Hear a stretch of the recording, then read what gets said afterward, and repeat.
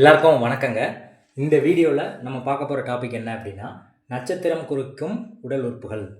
அதாவது நட்சத்திரங்கள் வந்து உடல் உறுப்புகளை குறிக்குது. ஒவ்வொரு நட்சத்திரமும் என்னென்ன உறுப்புகளை குறிக்குது அப்படின்னு பார்க்க போகிறோம். இதில் வந்து நிறைய வேரியேஷன் வேறு இருக்குது. இது கரெக்டாக அப்படின்னா ஒரு 80% கரெக்டுன்னு சொல்லலாம். 100% கரெக்டுன்னு சொல்ல முடியாது. ஏன் அப்படின்னா, நட்சத்திரங்களுக்கு உடல் உறுப்புகள் வந்து ஒவ்வொரு இதில் ஒவ்வொரு மாதிரி கொடுக்கப்பட்டிருக்கு. இப்போ உதாரணத்துக்கு பார்த்தீங்கன்னா, நம்ம முதல் நட்சத்திரமாக அஸ்வினியை எடுத்துக்கிறோம். ஆனால் மூல நூலில் கார்த்திகை நட்சத்திரம் தான் முதல் நட்சத்திரம் அப்படின்னு கொடுக்கப்பட்டிருக்கு. அப்போ அஸ்வினி நட்சத்திரம் இங்கே தலை அப்படின்னு கொடுக்கப்பட்டிருக்கு. ஆனால் உண்மையிலே வந்து முதல் நட்சத்திரம் கிருத்திகை அப்படிங்கிறதுனால அதுதான் தலைப்பகுதியை குறிக்குது அப்படின்னு சொல்லி சில நூல்கள் இருக்குது. 2 நூல்களில் நிறைய நூல்களில் வந்து வேரியேஷன் நிறைய இருக்குது. அப்போ இந்த உடல் உறுப்புகள் 100% கரெக்ட் கிடையாது. 80% தான் பொருந்தி வரும். ஆனால் ஒரு தோராயமான விஷயத்துக்கு வந்து இதை எடுத்து நம்ம பலன் சொல்கிறதுக்காக நான் இதை வந்து போட்டிருக்கேன். அடுத்த வீடியோவில் வந்து எப்படி இதை பிரிச்சிருக்காங்க அப்படின்னா, பிரம்மா, விஷ்ணு, சிவன் இந்த 3 விஷயமாக பிரிச்சிருக்காங்க. பிரம்மாதி உடல் உறுப்புகள், வைஷ்ணவம் குறிக்கும் உடல் உறுப்புகள், சைவம் குறிக்கும் உடல் உறுப்புகள் அப்படின்னு சொல்லி பிரிச்சிருக்காங்க. அதாவது சிவன் சார்ந்த வழியில் வந்தவங்க நட்சத்திரத்துக்கு உடல் உறுப்புகள் ஒரு மாதிரி கொடுக்கப்பட்டிருக்கு. வைஷ்ணவத்தை சார்ந்தவங்க வந்து நட்சத்திரங்களுக்கு உடல் உறுப்புகள் ஒரு மாதிரி கொடுக்கப்பட்டிருக்கு. பிரம்மாதி உடல் உறுப்புகள் அப்படின்னு சொல்லி பிரம்மா வழியில் வந்து சில நட்சத்திரங்கள் வந்து சில உடல் உறுப்புகளை வந்து குறிக்குது. ஒவ்வொரு இதுலேயும் வேரியேஷன் வந்து நிறையா இருக்குது. இப்போ எல்லாத்தையும் கம்பைன் பண்ணி இதில் வந்து உள்ளுறுப்புகள் தான் அதிகமாக வந்து கொடுக்கப்பட்டிருக்கு. ஏன்னா நோய்கள் உள்ளுறுப்புகள் வர்றதுனால அதை தான் நான் இதில் மென்ஷன் பண்ணியிருக்கேன். வெளி உறுப்புகளையும் வந்து நட்சத்திரங்கள் குறிக்கும். அதையும் நான் வந்து அடுத்த வீடியோவில் போடுறேன். நிறைய வேரியேஷன் இருக்குது. ஏன்னா அஸ்வின் நட்சத்திரம் முதல் நட்சத்திரமாக எடுக்கிறோம். சில நூல்களில் கிருத்திகை நட்சத்திரம் முதல் நட்சத்திரம் அப்படின்னு சொல்லப்படும் போது இங்கே நிறைய வந்து குளறுபடிகள் ஏற்படுது. இருந்தாலும் இதை நீங்கள் ஃபாலோ பண்ணிக்கலாம். இப்போ அஸ்வினிங்கிறது எதை குறிக்குது அப்படின்னா, தலைப்பகுதி மூளைப்பகுதியை குறிக்குது. பரணி அப்படிங்கிற நட்சத்திரம் வந்து கண்களை குறிக்குது. கண்களில் வரக்கூடிய நீர் சார்ந்த பிரச்சனை வந்து பரணி குறிக்குது.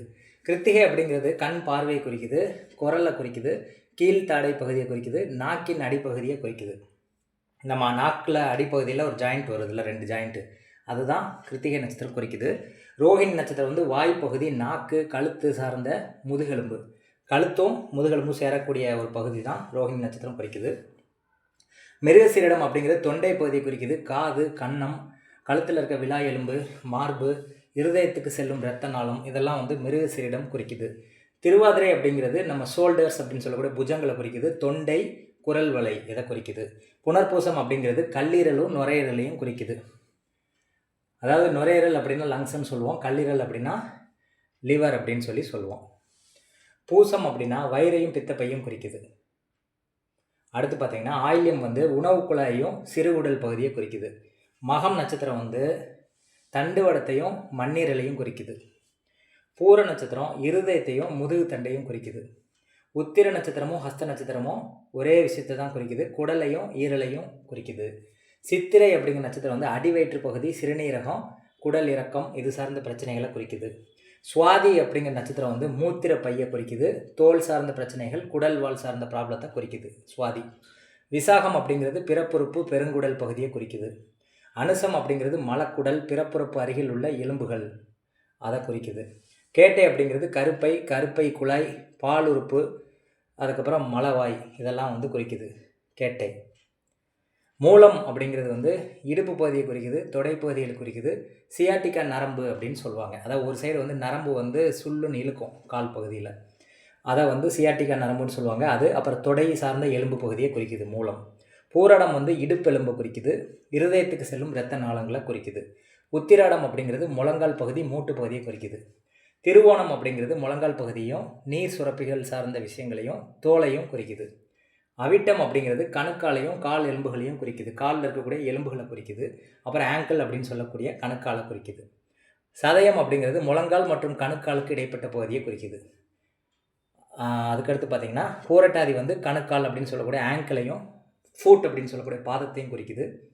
உத்திரட்டாதி வந்து பாதத்தினுடைய அடிப்பகுதியை குறிக்குது. ரேவதிங்கிறது பாத விரல்களையும் அதில் உள்ள நகங்களையும் குறிக்குது.